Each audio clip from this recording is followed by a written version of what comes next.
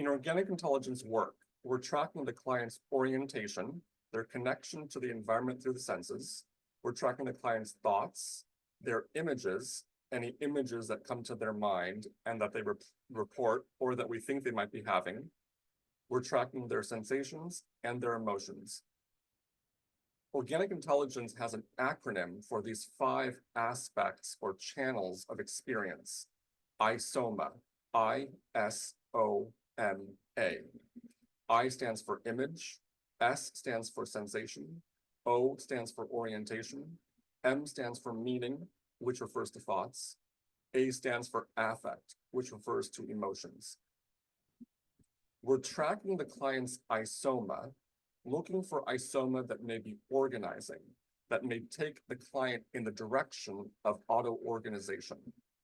For example, a client tells me that they posted a YouTube video and got a hate comment.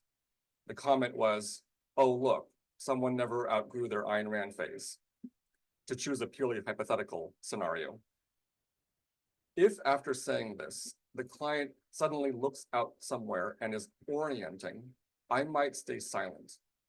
Sharing the comment with me was intensifying, and then the client naturally oriented, which cools down the intensity a bit before we continue. That's an example of orientation being the organizing channel in that moment. Considering image, maybe the client suddenly had an image after he shared the comment. Let's say he suddenly has an image of a mountain and he's pausing to let the image run. Let's assume I sense something is happening and my instinct is to be silent, to give it room. My client sees the mountain, then sees himself climbing the mountain and getting to the top. Then there's a deeper exhale, he looks more settled, and he returns to looking at me. I nod and say, "Nice."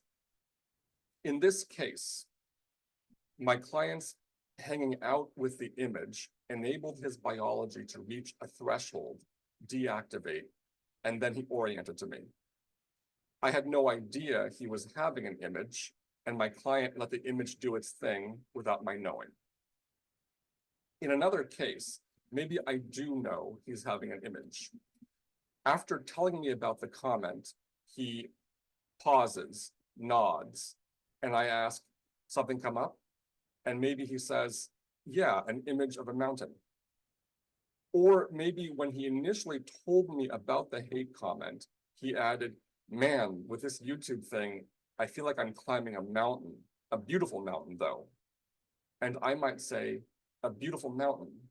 And he says, "Yeah." And I say, "Any image?" He says, "Yeah." And we go with it, seeing himself climb the mountain and reach the top. Or maybe when he said, "I feel like I'm climbing a mountain," when he said feel, that word popped out at me. And maybe there was a secondary indicator, like a smile as he said, "Feel." So I say, "Feel." Any pleasant feeling? And maybe he reports a pleasant sensation in his face as he thinks about the hate comment. And I might say, "All right, let's feel the pleasure in the face." And he goes with it, feels the pleasure, it reaches a threshold. Or maybe he reports an emotion. Suddenly I'm just happy. I got a hate comment and I'm happy. And maybe I say, "Happy is happy." And maybe the client goes into thought or meaning in the ISOMA acronym. Yeah, it's kind of nice to piss people off sometimes. And I'm putting myself out there and seeing what feedback I get. This is what I want. And I reflect, yeah, it's what you want, what you're going after. And maybe he then reports a sensation. Yeah, what I'm going after. And now I feel energy in my legs. And he feels the energy, which starts to expand into the rest of his biology, and then reaches a threshold, and then cools down pleasurably. So organizing information can come through any of the ISOMA channels. It's important to follow the client moment to moment to see what ISOMA are emerging and which are organizing.